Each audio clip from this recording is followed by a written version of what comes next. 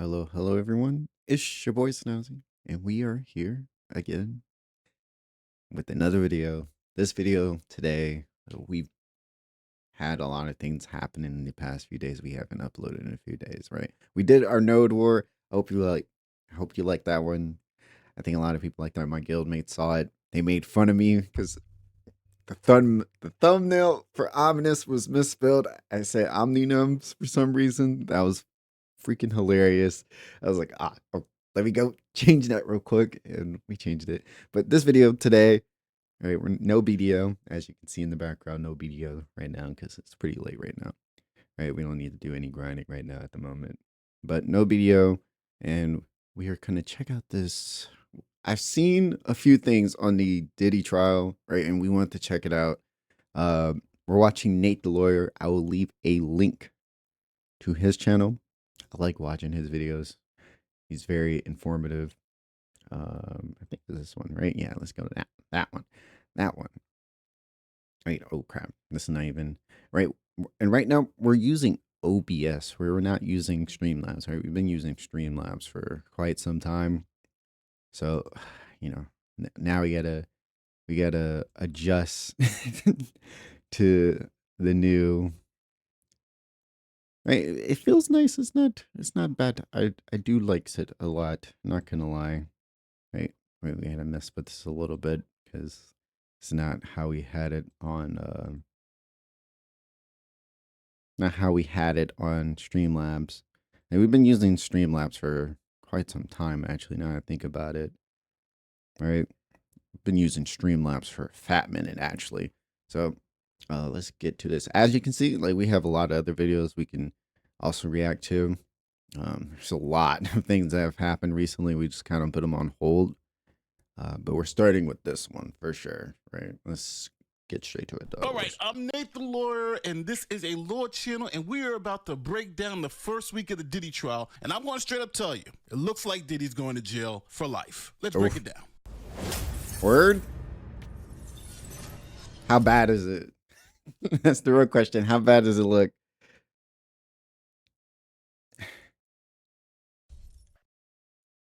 All right, so with this video, I want to explain to you what the charges are in the Diddy trial, how the government is going about proving those charges, and whether they've been successful at demonstrating any of this criminal activity. Now, if you're watching this video, I assume you know who P. Diddy is, so I'm just going to get straight into what's going on. So when we're talking about P. Diddy's criminal trial, we're talking about 5 charges, but really 3 separate crimes. Okay, so the first count is racketeering conspiracy. To prove racketeering conspiracy by the government, you need to know the existence of the enterprise, Bad Boy Entertainment, or for instance, if it's the mafia, you got to prove the mob actually exists. Yeah. Or if it's a street gang, you prove the street gang exists. The Bloods, for instance. You also need an agreement to participate. That's like by every case against like pretty much any like most of these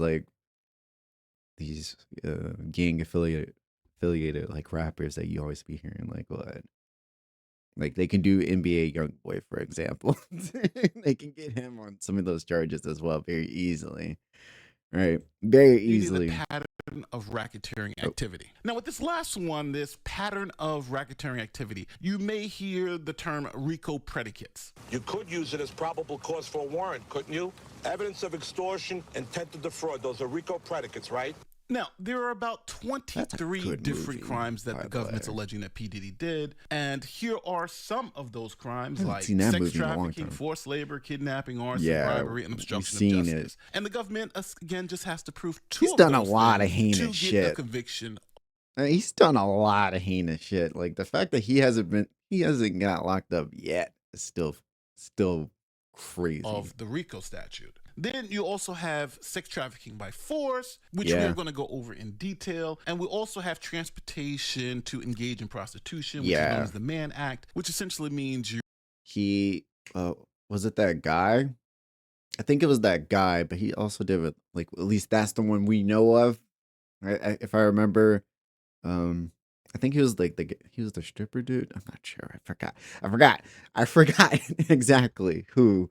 But I remember that one. I think other people said there was like other people, there's a few women that he You're was. paying for prostitutes to cross state lines, and we'll go Yeah, into detail with he's that just count a too. sex So at the end of the trafficking day, these and it's 3 prostitution. individual charges and 5 counts overall are what the government is seeking to prove to put P. Diddy away for life. Now, to prove their case, the government has started with calling 5 witnesses this first week. The first is Okay. Israel Flores. He's a former assistant security director at the Intercontinental Hotel in Los Angeles, and now he Word. is an LAPD officer. Now, the Intercontinental Hotel is where Diddy was caught on video beating The Cassie. video. And he's the security guard that responded to Cassie's call for help. And he's also seen in that video. Next up is a man named Daniel Phillip. He's a former male escort and exotic performer. Now, being a male escort, Phillip testified that he participated in multiple freak-offs involving Cassie, and that he felt that Cassie at sometimes was not a willing participant in the freak-offs. Next, you had Diddy's longtime girlfriend, Cassie. She's a singer, model, and she was the one who participated in a lot of these freak-offs. She said too many to count. Now, she is seen on video getting beaten by Diddy, and she testified to the abuse, the sex trafficking, and the prostitution that was going on from state to state. You also have Dawn Richard, who was a former member of Danity Kane, the girl group created by Combs, and she also was in a group with Combs himself called Dirty Money, and she saw some of the abuse that occurred between Combs and Cassie. And last but not least, you have an agent from the U.S. Department of Homeland Security. These are the people who conducted the raids on Diddy's houses, and they testified to the drugs and all the other debauchery. That's a lot of all right, so drugs. now you know the Holy witnesses. cow, wait, Let's go examine back.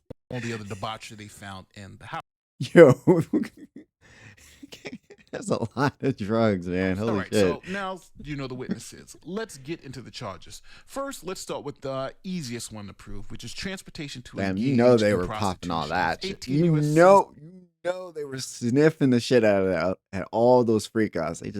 They had it on them. Section And the Diddy oil. 2421. You can't forget And they that. You are can't forget counts that. 3 and 5. Now, this is known as the Mann Act. Now, the Mann Act has 2 elements the government has to prove. One, you transported someone between states, and you intended for that person who you transported across state lines to engage in prostitution. So let's start with the first element, interstate transportation, which is, I think, easy to prove. First, they had Cassie that's pretty easy go up to and prove. describe how she was being flown to multiple states by Diddy to LA, NYC, Vegas, Miami, all for these now you just need and proof then of you also that. had Daniel Phillip. Remember the sex worker? Yeah, He the described sex worker. being brought to various cities by Combs and Cassie's request, and he was paid for sex on those trips. So it seems like the government has put up some proof that, yes, people were transported across state lines by Combs knowingly. Now, they had to by prove him the directly? intent. Oh, yeah, he's more screwed if he's the one that's directly doing it.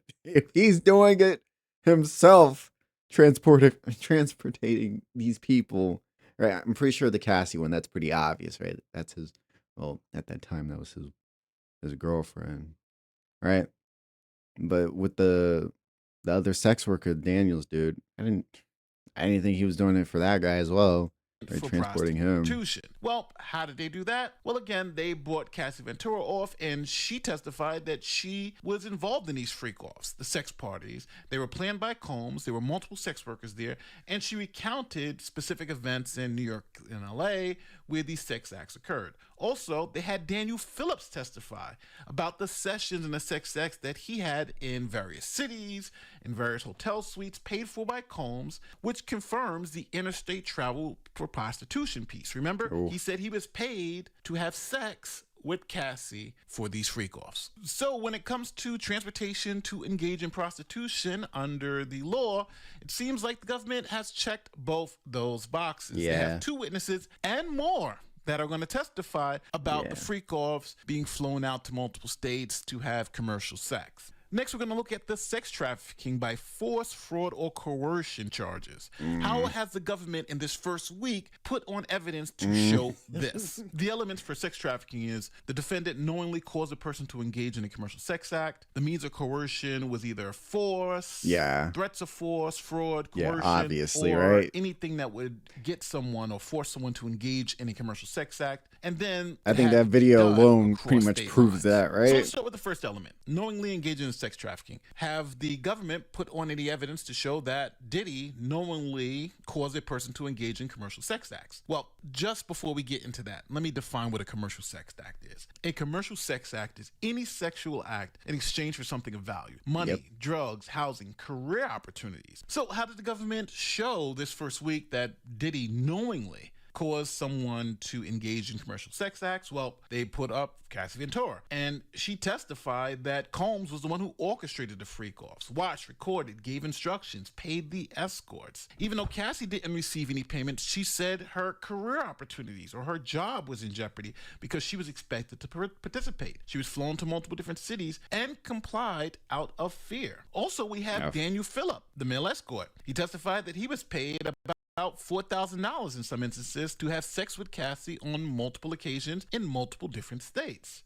He claimed that Combs was in the room directing them, sometimes recording. These sessions took place in hotels. He did everything from the payments, the setup, the location. He also confirmed the transaction. That's not even like I'm pretty sure he's not gonna mention like all the other shit, but it's like, bro, like,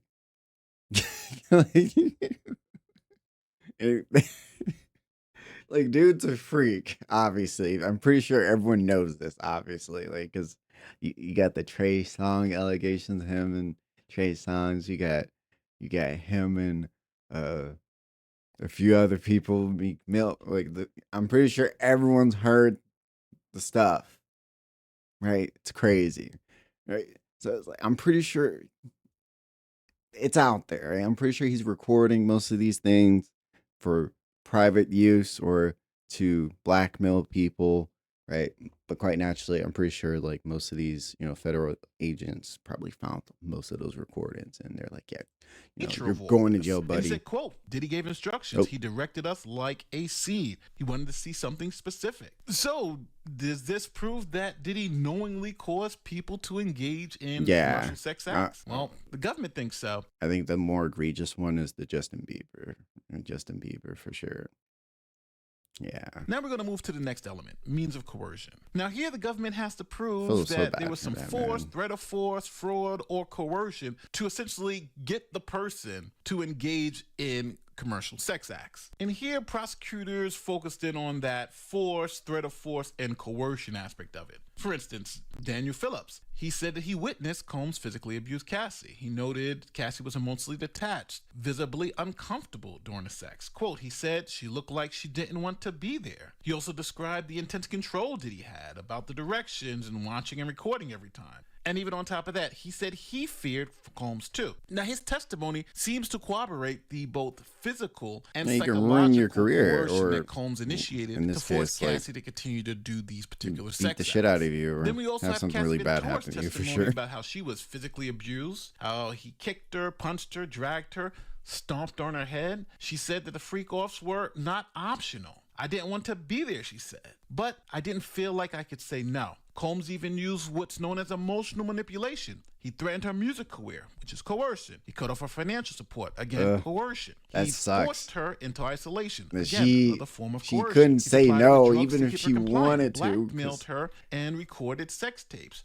Quote, he told me if I left him, he'd release the tapes and destroy me. Now, also to show the physical force nature of it, the prosecutors also showed the video. The video of Combs. I think the video itself is enough evidence.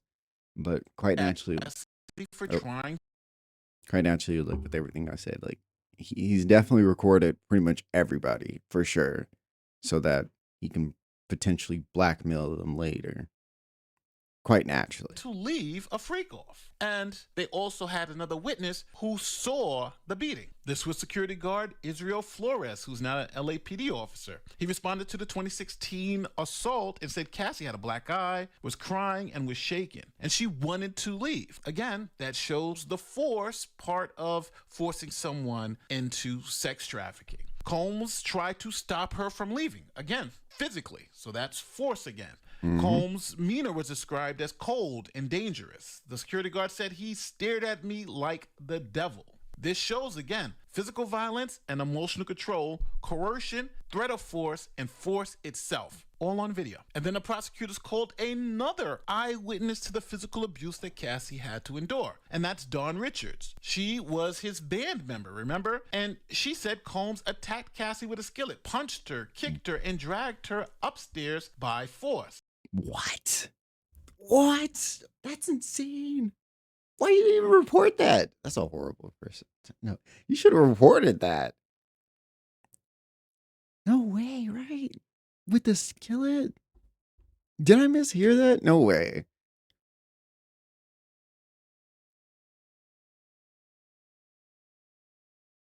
Attacked Cassie with a skillet, punched her, kicked her, and dragged her upstairs by force. That's it was crazy. witnessed by multiple people, including other bandmates. And then to intimidate the witnesses, the next day, Combs allegedly locked them into a recording studio and told them the abuse was just passion and warned not to speak about it, implying that there would be consequences if they conveyed this to anyone else. So these three witnesses definitely spoke to the means of coercion. I guess works in this threats of force case. and coercion, all supporting Cassie's claims. They didn't do it.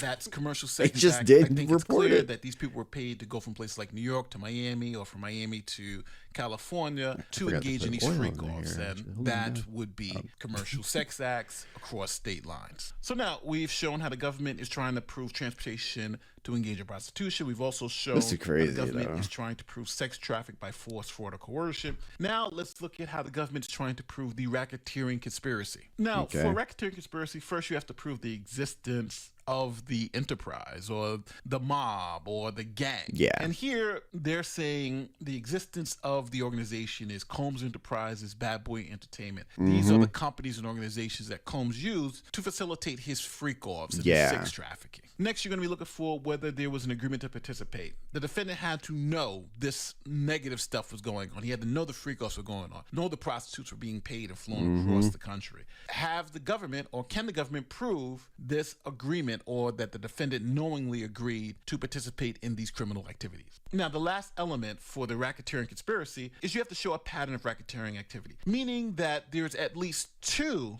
acts of what they call RICO predicates. They're also known as racketeering activity, and they had to have occurred within the last 10 years. Now listen, that's just a convoluted way of saying there's a list of crimes, and if we can prove that you committed two of these crimes, then you can go to jail for life under RICO. Now, I need people to understand, since this is a RICO conspiracy, Combs doesn't even have to know if any of those other crimes are actually being committed to be held accountable under the RICO conspiracy statute. So now let's look at the list of crimes that the government is alleging that P. Diddy Combs has committed that falls into this pattern of racketeering activity. Now, I put them in a nice chart, and this is from the indictment. You got kidnapping, arson, bribery, witness tampering, forced labor, sex trafficking, prostitution, transportation, drug distribution. Now, from this list, the government only has to prove two of these things happened within the past 10 years from this enterprise. Now, from this list of charges, the government, I think, has for sure proven transportation for prostitution. Yes, they definitely have proved that one. But they're saying, yeah, we were traveled from New York to Miami to engage in these freak-offs and get paid for it, right? He's done it everywhere.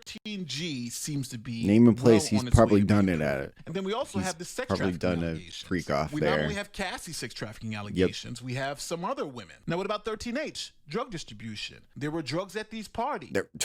I mean, do we need to go back to the beginning? You saw all those drugs on the table, and then keep in mind, what was the other shit they were using that was mentioned? They were using, I mean, quite naturally, they're using Viagra and shit like that. They're using, what was the other shit? Was it horse tranquilizer or something like that? Something insane so that to counteract the Viagra or something like that. Let me know down in the comments. I might have forgot what it was. Right? Quite naturally, a lot of fucking drugs, a lot of fucking illegal shit happening at these fucking parties. Right? Both the escort and Cassie testified to it. The raids on Diddy's homes. The Homeland Security person also testified that they found illegal drugs in Diddy's properties, along with the 1,000 bottles of baby oil. What about the bribery baby of a oil, witness? especially? The hotel security guard said that Diddy tried to hand him a wad of cash and told him to keep quiet. Well, is this bribery? And if it is, that's a RICO predicate. Now, Yep. remember, the government doesn't have to prove them all. They just have to show They just need two two of them. And They just need two. That's all they need is two. They can get him in for life. I think Diddy's cooked.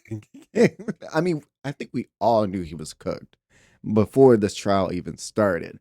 But with all the evidence out there, right? With all the evidence now, yeah, I think they are well on their way he's to cooked. showing more than two of these RICO predicates in the Combs case. Now, it's important to note, this was just week one of the trial. That's just These week were just one? the first couple of witnesses. So we have There's lot still more more to go. And then we also have the defense putting up their witnesses to show that this didn't happen or this may be a mistake. But listen, What? if there's anyone out there saying that's a goddamn life. That was a mistake. Like, how's that a mistake? I'm confused. How? Okay. that the government hasn't proven anything, hasn't shown anything, it's essentially just a disaster, they don't know what they're talking about. Because if you just take the elements and the witness testimony and see what the government's trying to do, it's clear the government is on its way to what looks like a conviction that can put this man in jail for life. And even if you don't believe Cassie, for instance, they have another witness who's saying something similar happened to her. If you don't believe the one escort, guess what? They have a whole bunch of other escorts coming. They still have weeks of more other people who can testify against them. They got a lot more. That's insane.